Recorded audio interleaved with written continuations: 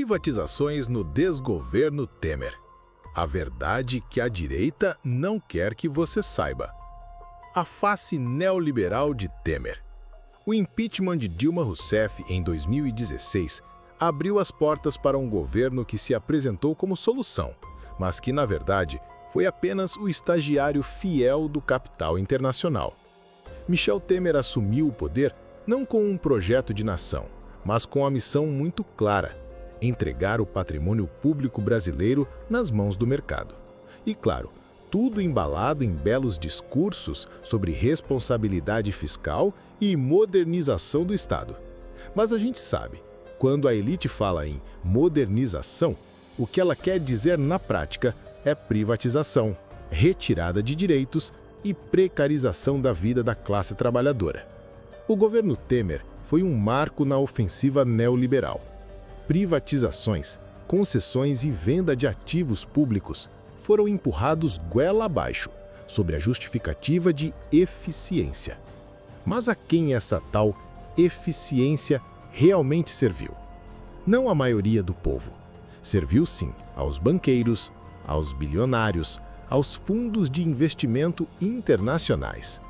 Este vídeo vai mostrar como, em cada setor estratégico entregue, o que vimos foi a mesma lógica de sempre: lucro para poucos e prejuízo para milhões. O Programa de Parcerias de Investimentos, a vitrine do capital. Logo em 2016, Temer criou o Programa de Parcerias de Investimentos, o famoso PPI. A propaganda oficial dizia que o Brasil estava atraindo investimentos, mas na realidade era um grande bazar, uma feira livre onde ativos públicos eram oferecidos a preço de banana para investidores estrangeiros. O discurso era bonito: segurança jurídica, previsibilidade, modernização. A prática era ainda mais clara. O Estado brasileiro, em vez de planejar políticas públicas para a maioria, virou corretor de luxo para banqueiros e conglomerados internacionais. O PPI mostrou de forma escancarada a função neoliberal do Estado: não prover direitos, mas garantir a lucratividade privada. E sabe quem paga essa conta? Nós, trabalhadores. Pedágios mais caros, serviços precarizados, demissões em massa. O progresso vendido por Temer foi, na prática, retrocesso para a classe trabalhadora e banquete para os bilionários. Rodovias e pedágios, o peso no bolso do povo. As concessões de rodovias dentro do PPI foram um exemplo gritante de como o capital não se importa com a vida real das pessoas. Caminhoneiros, agricultores e consumidores urbanos passaram a arcar com pedágios cada vez mais altos. No campo, o transporte da produção encareceu e isso, obviamente, se refletiu nas prateleiras dos supermercados. Quem comprava arroz, feijão, leite, viu os preços subirem, mas não entendeu que parte dessa alta era resultado direto da política de concessão. O Estado, que deveria regular para proteger a população, passou a atuar como um agente arrecadador para empresas privadas. É o povo brasileiro pagando duas vezes, primeiro com impostos, depois com tarifas abusivas. Tudo em nome da tal eficiência. Mas que eficiência é essa?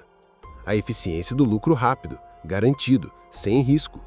Eficiência para os donos do capital, que agora lucram em cada quilômetro rodado, enquanto trabalhadores enfrentam estradas caras e perigosas. Privatização das distribuidoras da Eletrobras.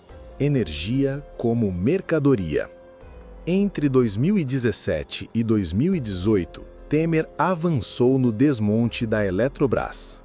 6 distribuidoras, localizadas em regiões periféricas e de alta vulnerabilidade social, foram entregues ao capital privado. O argumento? Que eram deficitárias, que era preciso sanear as contas.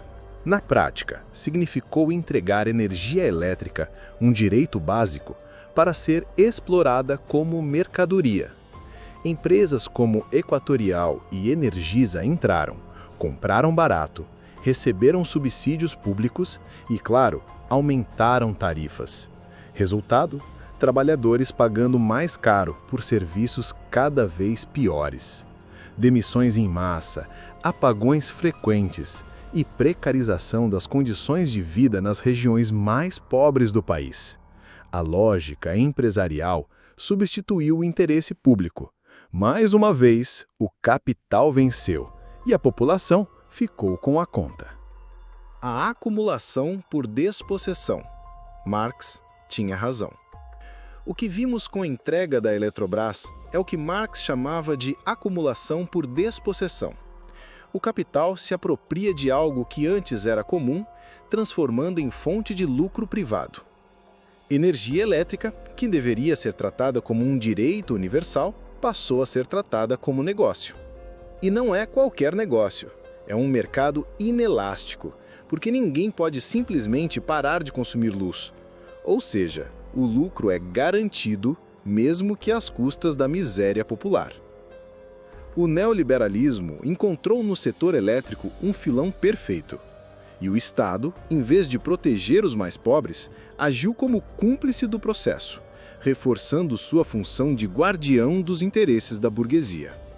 No Norte e no Nordeste, populações historicamente excluídas foram novamente sacrificadas, desta vez no altar da privatização. A fragmentação da Petrobras, soberania em risco. Se a Eletrobras foi alvo de privatizações diretas, a Petrobras passou por um processo de fatiamento silencioso. Temer autorizou a venda da TEG, Campos de Petróleo, e reduziu a participação da estatal na BR Distribuidora.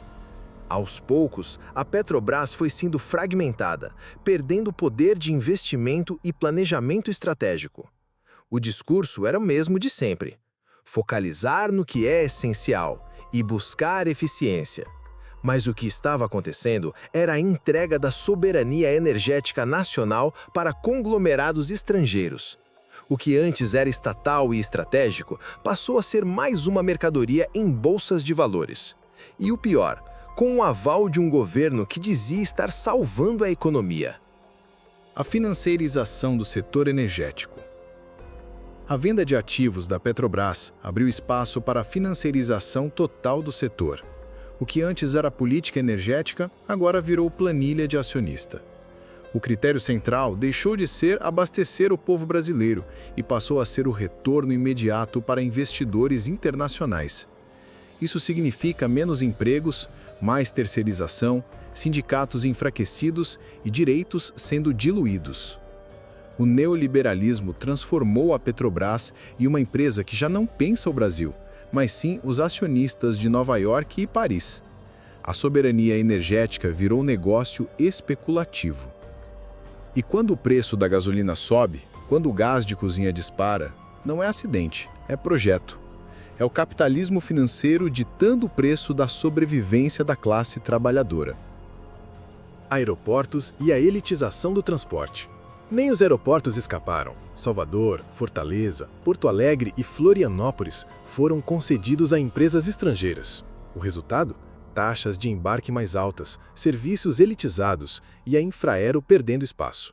Quem já tinha pouco acesso ao transporte aéreo, agora ficou ainda mais distante.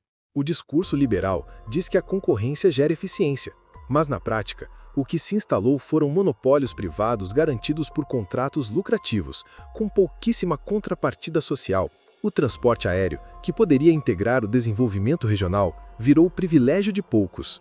A classe trabalhadora segue espremida em ônibus caros e precários, enquanto executivos celebram novos lucros nas salas VIP. O Estado neoliberal como instrumento da burguesia. O que une todos esses casos é simples. O Estado brasileiro, sob Temer, funcionou exatamente como Marx previu, como comitê de negócios da burguesia. Não é questão de corrupção individual, nem de má gestão. É estrutural. O neoliberalismo é um projeto de classe. Ele enfraquece a soberania nacional, desmonta serviços públicos e aumenta a desigualdade. O beneficiário é sempre o mesmo: o grande capital, nacional e internacional.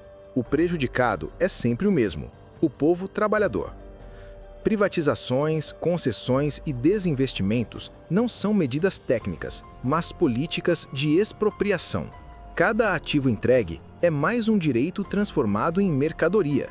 O Brasil, em vez de projetar um futuro soberano, foi transformado em vitrine barata para investidores estrangeiros. Conclusão e chamada para a ação. O governo Temer não foi um acidente nem uma aberração. Foi a expressão de um projeto burguês, neoliberal, que atravessa governos e conjunturas. Privatizações, concessões e vendas de ativos são parte de uma engrenagem maior, que sempre coloca o lucro acima da vida. Mas não podemos cair na armadilha de achar que esse é o destino inevitável.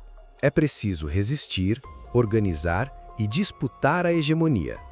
Nosso canal está aqui justamente para isso: expor as contradições do capitalismo, revelar como a ideologia liberal serve apenas aos ricos e provocar o debate sobre um outro modelo de sociedade. Então, se você chegou até aqui, já sabe. Curta o vídeo, compartilhe com seus amigos, deixe um comentário e se inscreva no canal. Isso fortalece a luta e ajuda a levar essa mensagem para mais pessoas. O algoritmo não está do nosso lado, mas juntos podemos furar a bolha.